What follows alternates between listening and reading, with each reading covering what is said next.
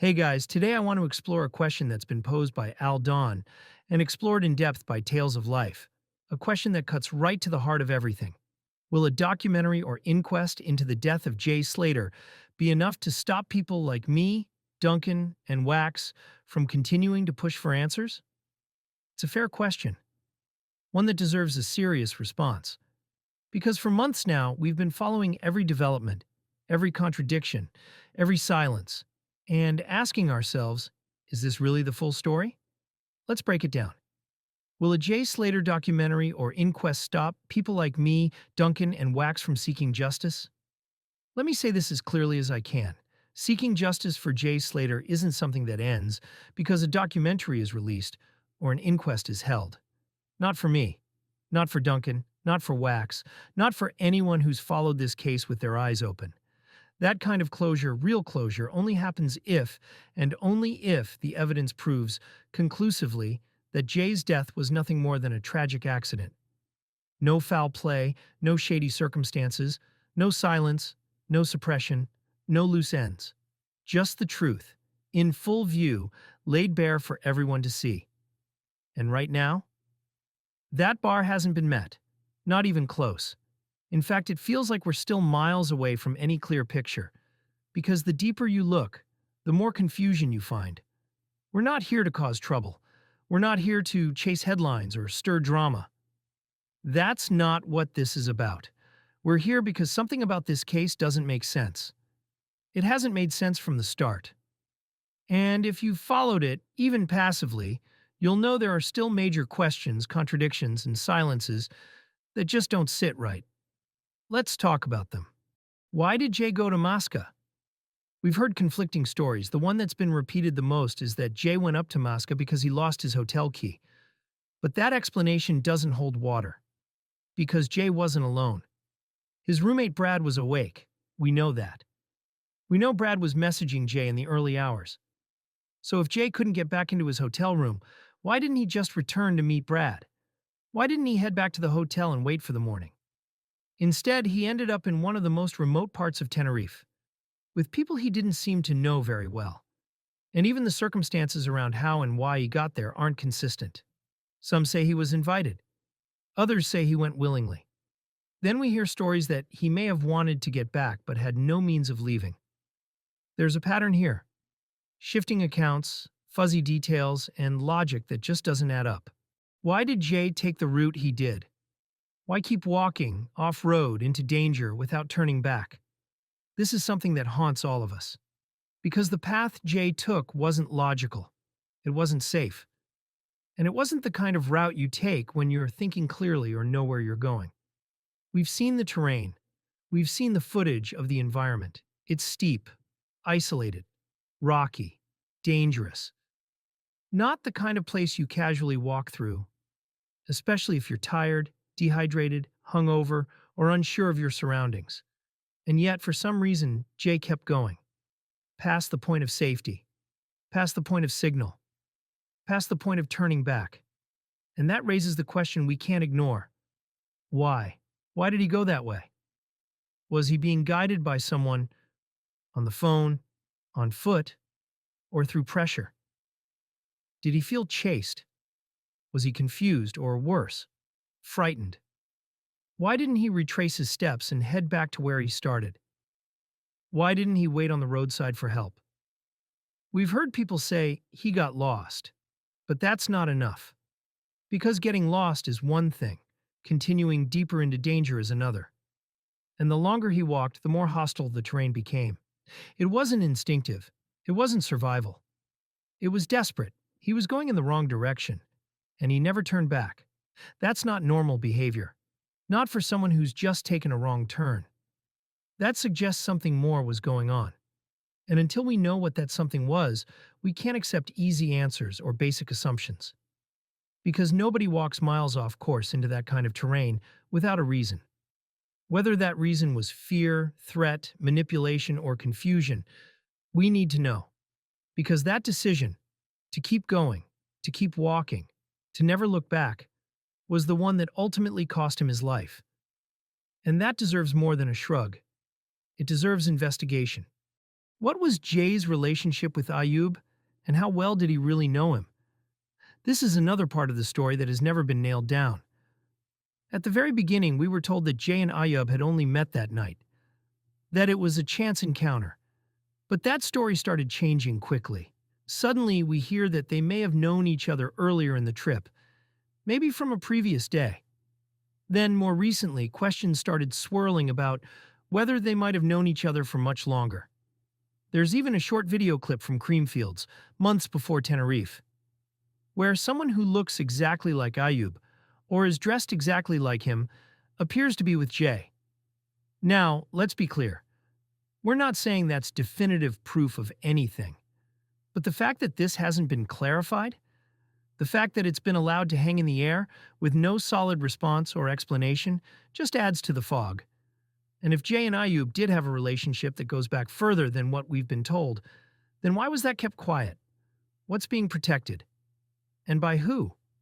Because if the truth is straightforward, there's no reason to hide it. The longer the facts stay hidden or blurry, the more people will continue to ask.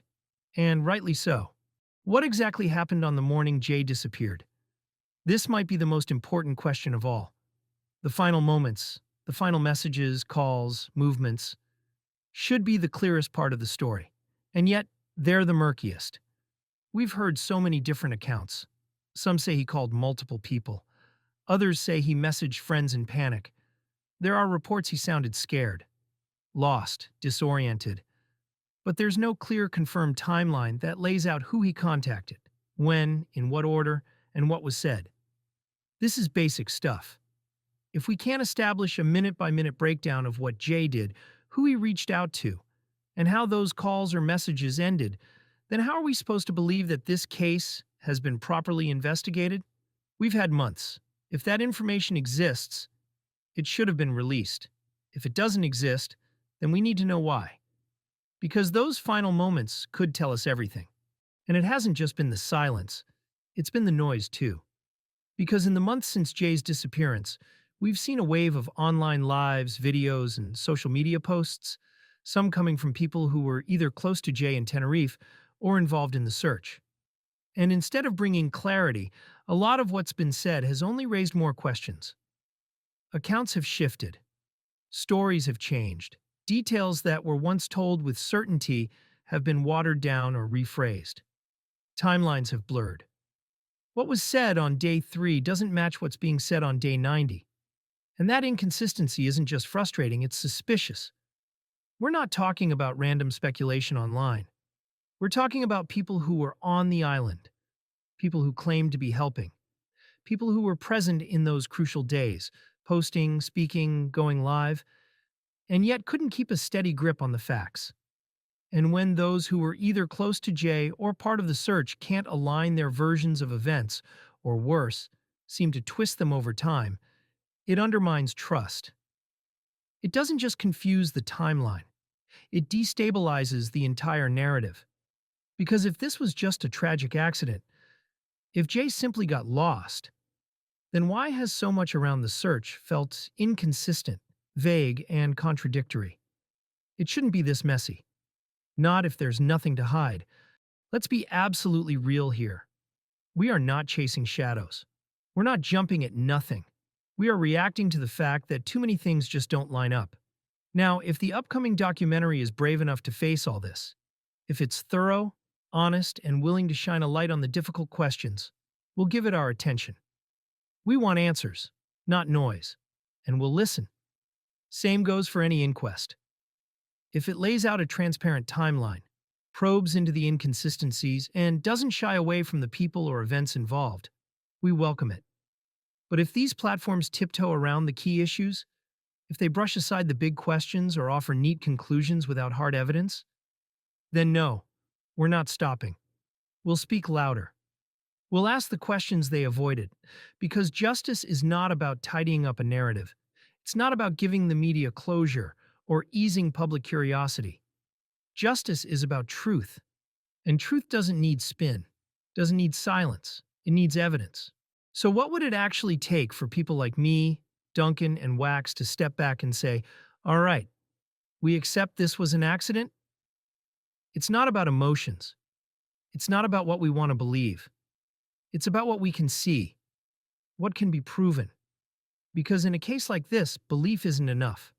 We need facts, hard ones, undeniable ones. And right now, we don't have them. It would take two things at the very least.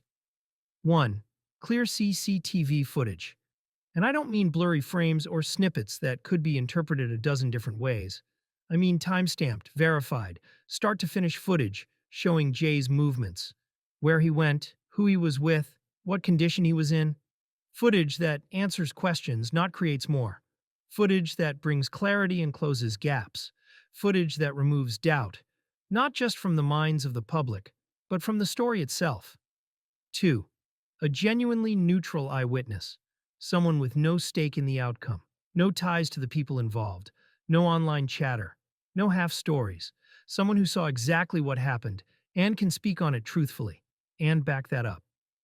With location data, call logs, timestamps, a name, a statement, something real. Because we've had enough of vague claims and faceless voices. If someone saw what happened to Jay, let them speak. Let them bring the clarity no one else has. And we won't be silenced with vague explanations about his phone, its location, or a message sent from it. That doesn't prove beyond reasonable doubt that Jay had it in his hand at the time. It doesn't prove someone else didn't have access to it. That phone is not a voice. It's not a witness. It's a device. And in the wrong hands, it can tell the wrong story. Until those things are brought forward, actual, verified evidence, then no, this story isn't over. And it shouldn't be. Because right now, what we're left with is a maze of contradictions, silence, and speculation. And that's not good enough. Not when a life has been lost. Because Jay Slater didn't just disappear. He didn't just make a poor decision and wander off unnoticed. In my honest opinion, that's not what this feels like. And that's not what the facts, what little we've been given, point to. Jay was a young man, with a future, with plans, with a passport in one hand and his whole life in the other. He wasn't reckless. He wasn't just another face on a missing poster. He was someone. And when someone vanishes like that, and the stories don't make sense, and the answers don't come, we have to ask questions. And make no mistake, this isn't about comforting the family and friends. This isn't about making anyone feel better or easing grief with tidy explanations. This is about justice. Justice for Jay. Not the people around him. Not the people who may have failed him. Just Jay. Because if he didn't get to come home, if he didn't get to speak for himself, then someone has to speak on his behalf. Someone has to keep asking, keep pushing, keep demanding the truth. And that's what we're doing. For him. Nothing else. So, to those wondering whether a documentary or an inquest will stop people like me, Duncan, and Wax from asking questions, from digging, pushing, refusing to forget, here's the answer. Not unless it answers everything. Clearly, honestly, without gaps, deflections, or edits. Not unless it gives us truth backed by evidence. Not just a narrative designed to settle things down. We're not looking for closure, we're looking for clarity. Not a tidy summary, but the full story. Not a conclusion handed to us, but one that's earned through real investigation and accountability. We don't stop until the truth does. And we're not interested in silence dressed up as resolution. We're not here for comfortable conclusions. We're here for what actually happened. And until that truth arrives, unfiltered and undeniable, we keep going. Thanks for watching, and as usually, I look forward to your thoughts and opinion in the comments below.